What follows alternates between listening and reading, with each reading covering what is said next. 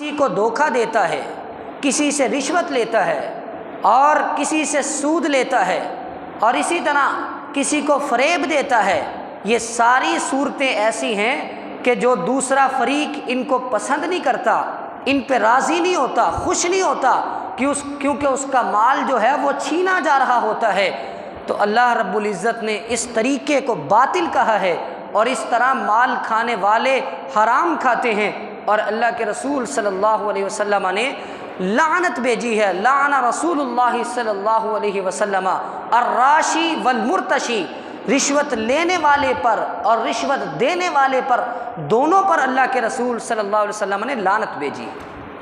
مسلمانوں کو حلال طریقے سے لین دین کرنے کی اجازت ہے، تجارت کرنے کی اجازت ہے، لیکن حرام طریقے سے کسی کے مال کو ہتھیانے کی ہرگز اجازت نہیں۔ نبی علیہ الصلوۃ والسلام نے فرمایا کہ جس بندے نے جھوٹی قسم اٹھا کے اپنے مال کو بیچا، ممحقۃ للبرکہ، وہ جھوٹی قسم اس کے مال سے برکت کو ختم کر دے گی، اور جھوٹی قسم اٹھا کے اپنے مسلمان بھائی کا مال حاصل کرنے والا لقی اللہ وہو غضبان وہو علیہ غضبان، وہ اللہ سے ملاقات کرے گا اس حال میں کہ اللہ اس پر ناراض ہوں گے، کیونکہ وہ جھوٹی قسمیں اٹھا کر مسلمانوں کے مالوں پر قبضہ کرتا تھا۔ اس کے بعد اس پارے کے اندر اللہ رب العزت نے گھر کے سربراہ کا تذکرہ کیا ہے۔ گھر ایک ادارہ ہے، ایک سلطنت ہے، چھوٹے سے چھوٹا ادارہ بھی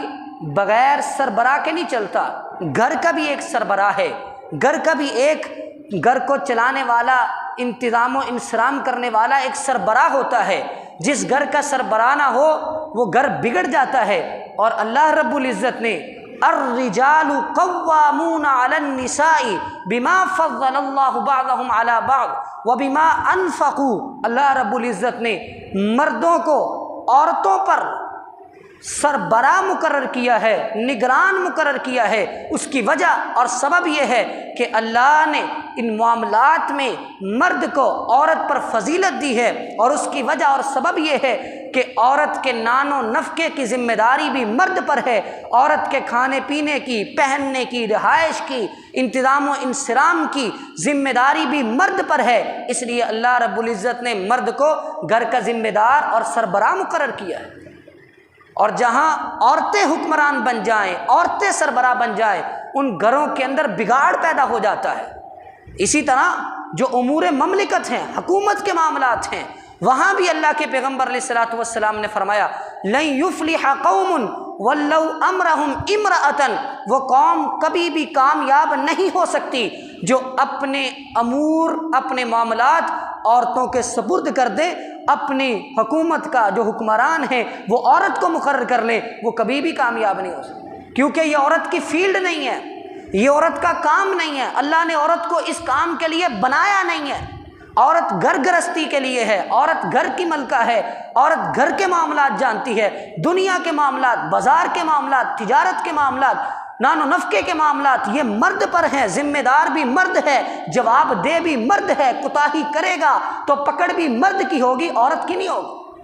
اگر عورت سمجھے کہ جی مجھے کیوں نہیں برتری، اگر مرد پر یہ برتری ڈالی گئی ہے، مرد پر یہ ذمہ داری ڈالی گئی ہے، تو سوال بھی مرد سے ہوگا، پوچھا جائے گا کہ تو نے اپنے گھر والوں کے جو اخراجات ہیں، جو نان و نفقہ ہے، اس کی ذمہ داری ادا کیوں نہیں کی؟ اور آدمی کے گناہ گار ہونے کے لیے کافی ہے کہ وہ اپنے گھر والوں کے نان و نفقے کو، خرچے کو، اخراجات کو ضائع کر دے، خیال ہی نہ کرے کہ میں نے گھر بھی چلانا ہے، گھر کے معاملات بھی چلانے ہیں۔ اس کے بعد اللہ رب العزت نے نیک عورتوں کا ذکر کیا۔ نیک عورتیں وہ ہے کہ جو صالحات اور اپنے خامد کے مال کی حفاظت کرنے والی، اور اپنی شرمگاہ کی حفاظت کرنے والی، اپنی عزت کی حفاظت کرنے والی، اور وہ نیک عورتیں جس کے بارے میں اللہ کے پیغمبر علیہ الصلوۃ والسلام نے فرمایا اذا صلت المرأة خمسها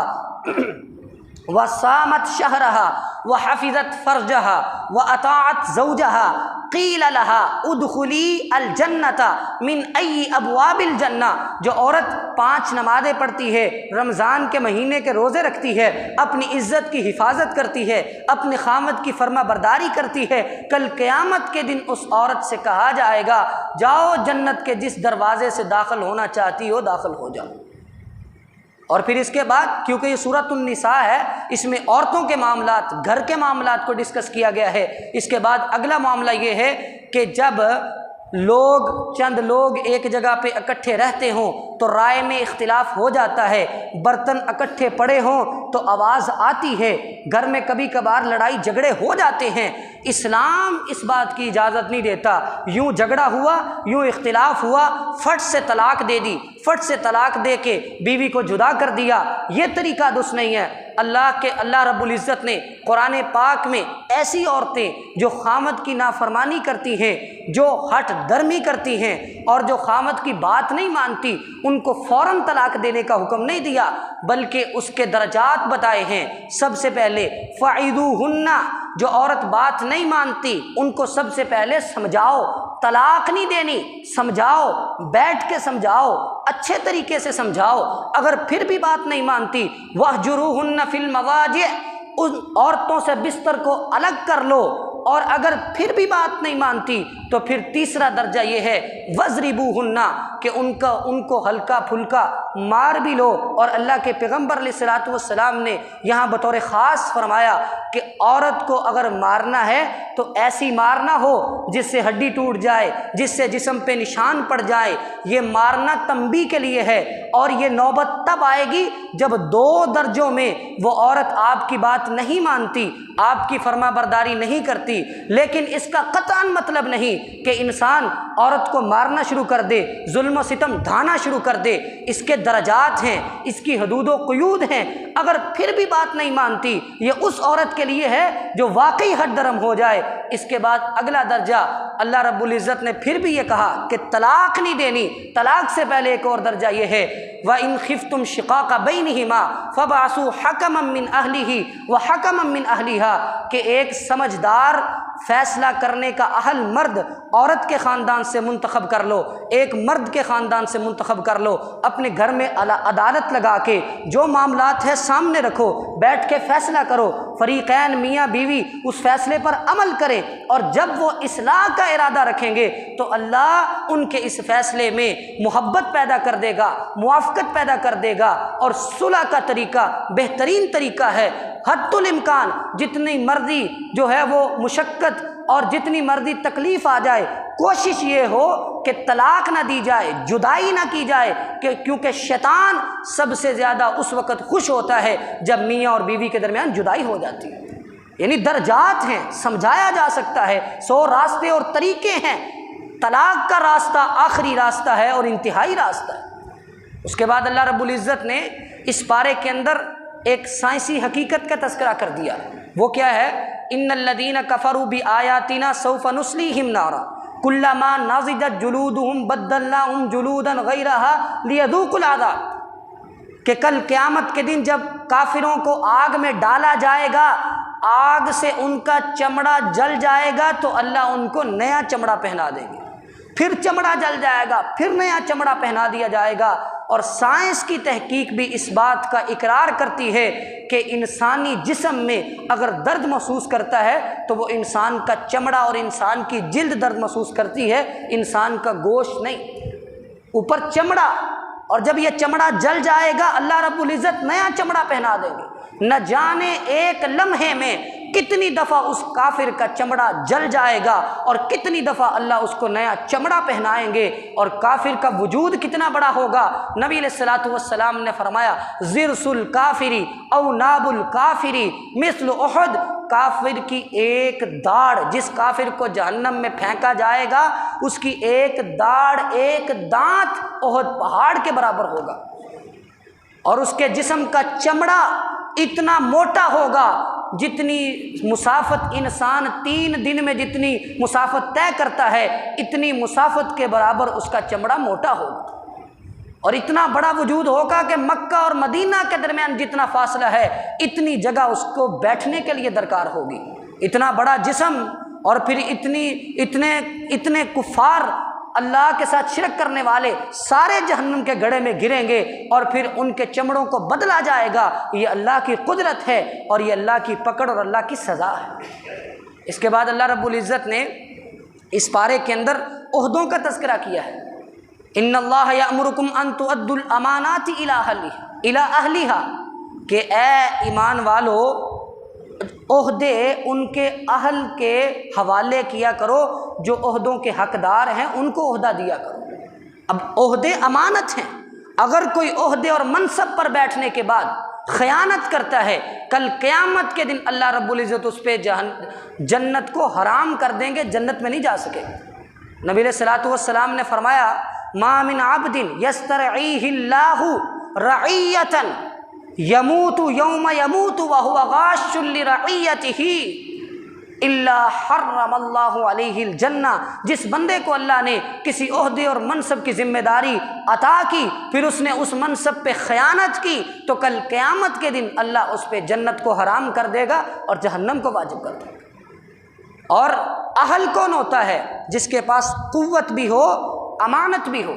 یعنی طاقت بھی ہے، عہدے پر بیٹھ کے عہدے کو سنبھال سکتا ہے، اور امانت دار بھی ہو۔ یہ نہ ہو کہ طاقت تو ہے، کنٹرول تو کر سکتا ہے، لیکن امانت دار نہیں ہے، خیانتیں کرتا ہے، یہ بھی اہل نہیں۔ اور وہ بندہ جو امانت دار تو ہے لیکن قوت نہیں ہے، کنٹرول نہیں کر سکتا، معاملات کو سمجھتا نہیں ہے، یہ بھی عہدے کا اہل نہیں۔ یہ امانت دار تو ہوگا لیکن کنٹرول نہیں کر سکے گا، معاملات کو سنبھال نہیں سکے گا، معاملات اس کے ہاتھ سے باہر نکل جائیں گے۔ اس لیے اہل وہ ہوتا ہے جس کے پاس عہدہ سنبھالنے کی طاقت اور قوت بھی ہو